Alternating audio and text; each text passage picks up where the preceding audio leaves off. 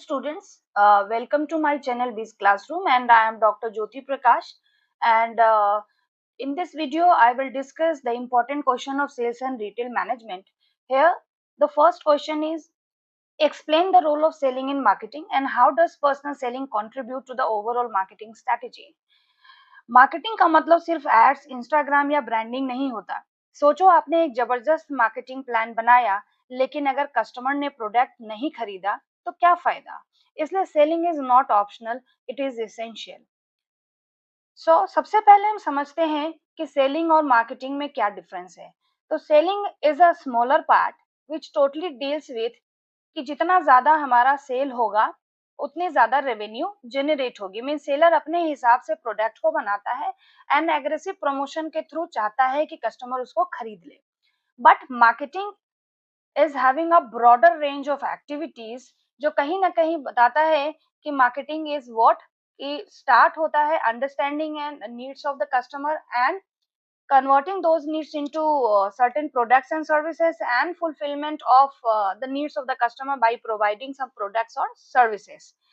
So it is basically the basic difference between the selling and marketing. Means selling, as per the seller point of view, the product is being manufactured, but in marketing starts and end with customers. अब हम समझेंगे role of selling in marketing की। So the first point is what execution of marketing plan. As जब sale हो जा रही है किसी भी प्रोडक्ट की, सो कंपनी का जो गोल है और जो कंपनी की पूरी ओवरऑल एक्टिविटीज थी, तब जाकर वहां पे सक्सेसफुल हो जाता है। यानी मार्केटिंग प्लान तभी सक्सेसफुल होता है जब कस्टमर प्रोडक्ट खरीदता है, और ये काम करता है selling. The second one is customer interaction. So customer interaction is what? In selling process, the company salesperson is available. So जो भी कस्टमर का रिस्पॉन्स होता है ना, वो कंपनी जान पाती है कि कस्टमर क्या समझ रहे हैं या उनका क्या रिस्पॉन्स है। द रियल टाइम फीडबैक जो होता है कस्टमर का, वो कंपनी को मिल पाता है। Next is market expansion through selling efforts. Companies क्या कर रही है ना, नए नए मार्केट को रीच कर रही है और मार्केट को पेनिट्रेट कर रही है, वहां पे आइडेंटिफाई कर रही है कहाँ पे स्कोप है, और उसके हिसाब से फुलफिलमेंट ऑफ द प्रोडक्ट या providing the product to the areas. So selling helps to reach new customers और नए मार्केट को भी एक्सप्लोर करने में मदद करता है। The next one is what revenue generation. So revenue generation is what like company का रेवेन्यू मोस्टली सेलिंग से आता है। Means no sale no revenue, no income. And higher the sale higher the revenue, lower the sales lower will be the revenue. और जितना अच्छा revenue होगा, accordingly companies उतना ही अच्छा डिसीजन या डिफरेंट स्ट्रैटेजीज ले सकती है अपनी पोजीशन को बेहतर करने के लिए। Promotion support is like sales people field में जाके इन्फॉर्म करते हैं, मार्केटिंग मैसेज को री करते हैं, because they are the face. Company का एडवर्टीजमेंट या प्रोडक्ट का एडवर्टीजमेंट कस्टमर ने देखा टीवी पे, लेकिन जब सेल्स पर्सन उस प्रोडक्ट के बारे में बात करते हैं, तो कहीं ना कहीं जो सेलिंग है या जो सेल्स पर्सन है, they are acting like a brand ambassador, और वो इस इंफॉर्मेशन को और फैसिलिटेट कर रहे हैं, प्रमोशन को सपोर्ट कर रहे हैं। आई होप कि इस पार्ट को मैं समझा पाई हूँ। अगर आपको समझ में आया होगा ये कंटेंट, तो आप इसको सब्सक्राइब करिए, लाइक करिए और शेयर करिए। अब आते हैं दूसरे पार्ट पे, जो कि है contribution of personal selling to marketing strategy. So the first one is customized communication. Personal selling, in this process, the company salesperson is there in order to communicate or in order to direct interaction with the customer. So customer की जैसी भी query होगी, और हर एक customer की query अलग अलग ही होगी। जैसी कस्टमर की क्वेरी, उसके अकॉर्डिंगली आप क्या करोगे, एज अ सेल्स पर्सन उसको फैसिलिटेट करोगे। तो इट इज टोटली कस्टमाइज और personalise, means it cater the need of different customers in different manner.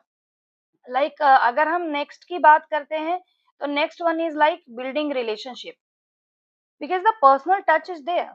आप बात कर रहे हो सामने वाले कस्टमर से, आप उनको समझ रहे हो, आप उनको वो अश्योरेंस प्रोवाइड कर रहे हो, तो कहीं ना कहीं you are trying to build up relationship with your customers, और इसका फायदा आपको कहीं ना कहीं मिलेगा, बिकॉज हो सकता है कि ऐसा करने से आप एक ट्रस्ट फैक्टर जनरेट कर पा रहे हो और कस्टमर आपकी बोली हुई बातों पे विश्वास करे और जो सेल है फाइनली वो डील क्लोज हो सकती है।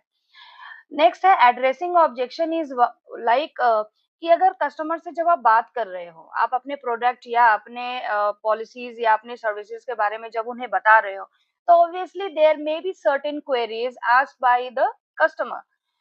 सो उन क्वेरीज को, उन क्वेश्चंस को आप क्या करोगे, ऑब्वियसली हैंडल करोगे। सो इस पर्टिकुलर प्रोसेस में, पर्सनल सेलिंग के प्रोसेस में जो भी ऑब्जेक्शंस होते हैं उसको अच्छे तरीके से एड्रेस किया जाता है।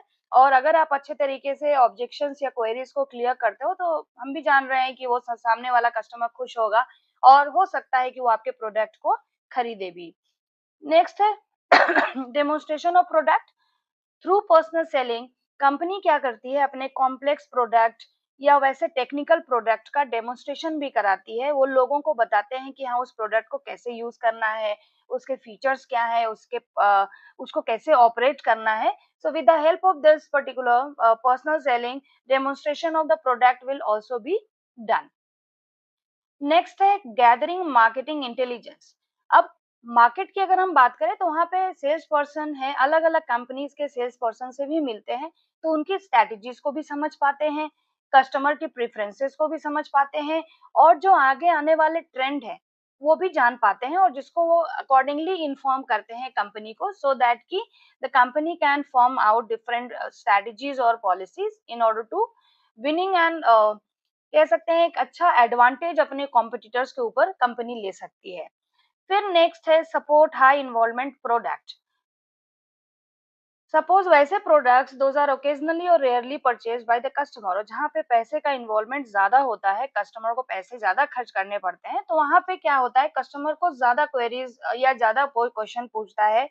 तो पर्सनल सेलिंग बेसिकली क्या है ना, उनको गाइडेंस प्रोवाइड कर रहा है, उनको वो सारे उनके क्वेरीज को सॉल्व कर रहा है जो भी वो पूछ रहे हैं, उनको अश्योरेंस भी दे रहा है कि अगर खराब होगा तो we are there, we as company, as the company is always available with you in order to provide you the required support.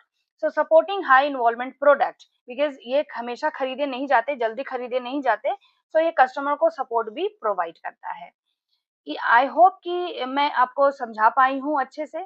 अगर आपको इसके नोट्स या पीडीएफ चाहिए तो आप हमारे टेलीग्राम चैनल या व्हाट्सएप चैनल पे जा सकते हो, उसका डिस्क्रिप्शन आपको बायो में मिल जाएगा यहाँ पर। और अगर आपको ये वीडियो लेक्चर अच्छा लगा हो तो आप सब्सक्राइब करिए, लाइक करिए और शेयर करिए।